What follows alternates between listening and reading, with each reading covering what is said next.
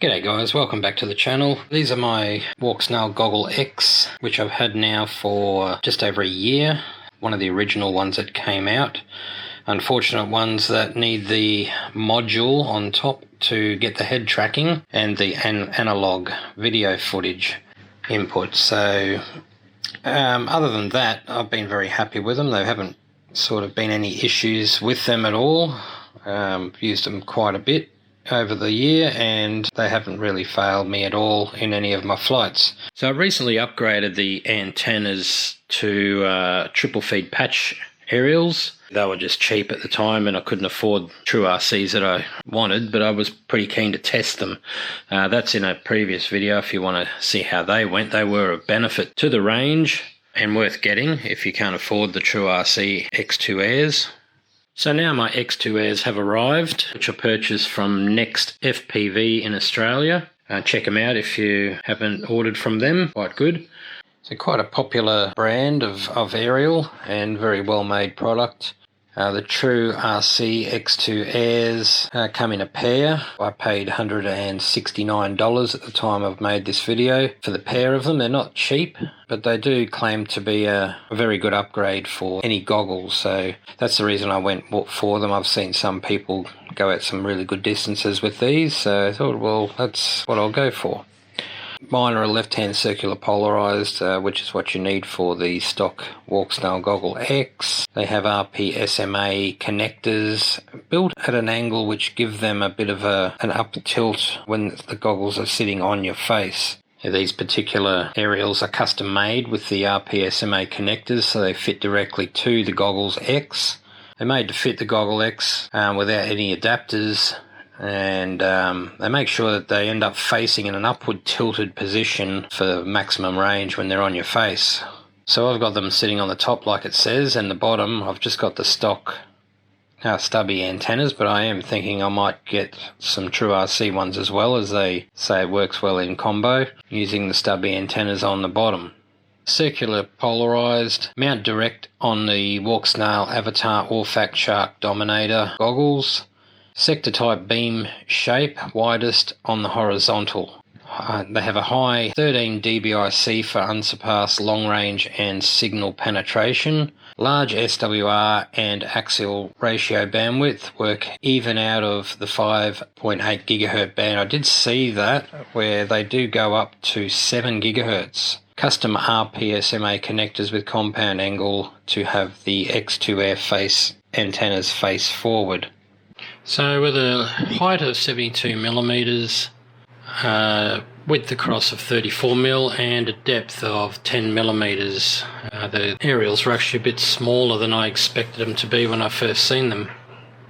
So mounted now on top of the goggles is an extension module. If you're buying these goggles now, you shouldn't need this piece. The original goggles that came out copped a lot of negative reviews because the head tracking, which they claim was built in, didn't seem to work, and to this day still don't work on some of the earlier models like mine. So that's why they've released the extension module here, which connected up, lets you have the head tracking with the GM series gimbals and the analog input if you have the analog module connecting on top.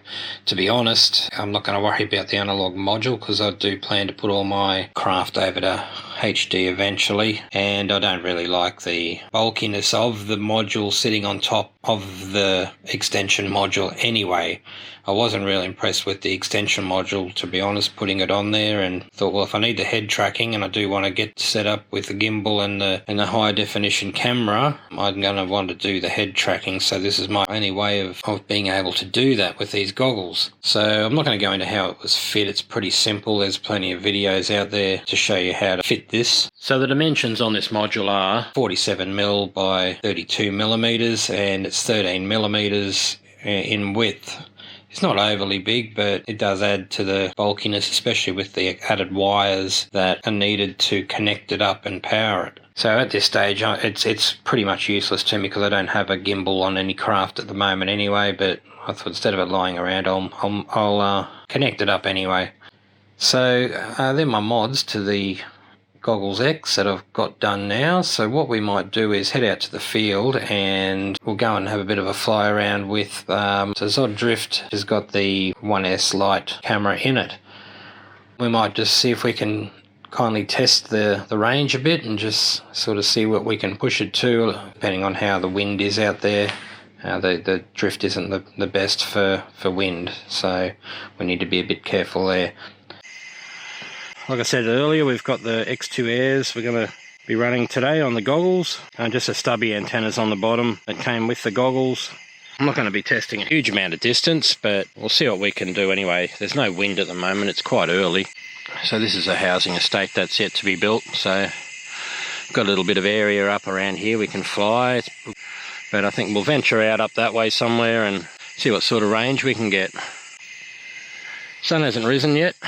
It'll come out over this side here. So at the moment, let's get this up in the air and enjoy the morning flight.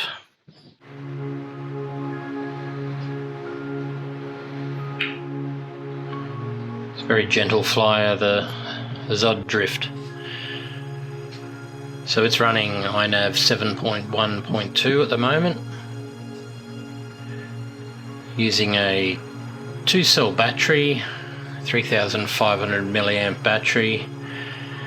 And first thing you probably noticed is I'm already down to under 70% battery. That's only because I never fully charge this battery. So the plan will be to head straight out into this little valley here up in the mountains, and we'll have to gain some altitude first to get us up there, because there's quite a climb to get up there, and this little plane running 2S hasn't got the most power. It's not a lot of wind, so the wind's not really a factor with it at the moment. Some slight breeze, a little bit of bumpiness, that's about it, but other than that it's pretty good. It is a little bit heavy, this plane, for 2S, but I am very limited to fit a 3-cell battery in there, and trying to keep the same runtime that I can get over half an hour out of this with this current setup.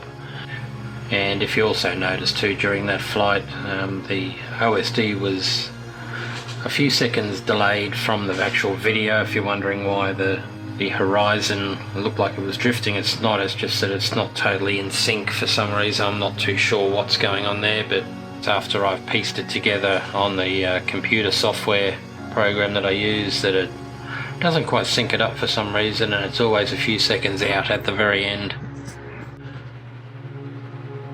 So turning around here, I really started losing line of sight. I didn't realise how low I am compared to where the plane is, so it wasn't a real good idea to keep going. So I turned back around again at this stage so we didn't lose signal with the video feed, and try and gain a bit more height. So you will see the altitude climb quite considerably, only because we need to with these mountains here. So I ended up venturing up high into those hills there. I didn't put it in the video just for legal purposes. Just didn't want to have that on the channel. I will leave the telemetry data at the end of the flight here for you to have a look at, and you can sort of evaluate how far I went. All I can say was the aerials performed flawlessly. They did, once I got some height to it and had them adjusted as they swivel around on top of the goggles. You may need to adjust them to suit at times, but we did take it quite some distance up. The Drift 2, which is running the 1S Lite combo, was set to 500 milliwatts. That's as high as it goes, I believe. But that was running 500 milliwatts too, so keep that in mind. I could have gone a lot further, I feel, but it just wasn't worth pushing any harder. But yeah, it was a pretty good run. I felt like it was, as you can see with the figures in the telemetry data at the end. So far, this is the furthest I've ever taken the Drift or the 1S Lite system using the TrueRC X2 Airs. So the ZOHD Drift is truly a very capable little lightweight craft. It goes a lot further and does a lot more than people give it credit for, I feel. It's best probably run on 3S, but yeah, in my case it's only on 2, and it's done what it's done in these figures here, pretty much with a bit of ease. I've just got to watch the wind. So that's the end of the flight. We end up doing about 15 kilometres in that flight. Not a real exciting flight. Unable to sort of do a great deal in testing it all with those antennas, just due to the legalities of things. It's not an easy thing to do. But anyway, they worked flawlessly. There was no issues there, no dropouts in the little area I was flying around anyway, which I kind of wouldn't expect even on the stock antennas. So if I can find a decent spot somewhere where I can really put this out to the test, I'll do it. But it's pretty hard because of the area I live in too. There's not a great deal of spots without doing some fairly serious travelling. And also we've got quite a few restricted zones close by, so that makes it even harder. But anyway, that's the ZOHD Drift on a nice little morning flight there, using the new antennas, the True RC X2 Airs.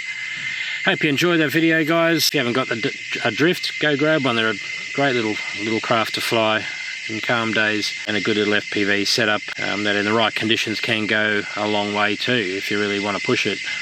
As for the antennas, well, yeah, if you can afford them, grab them. Nothing wrong with them. Catch you in the next video, guys. Have a good one. Stay safe. Bye for now.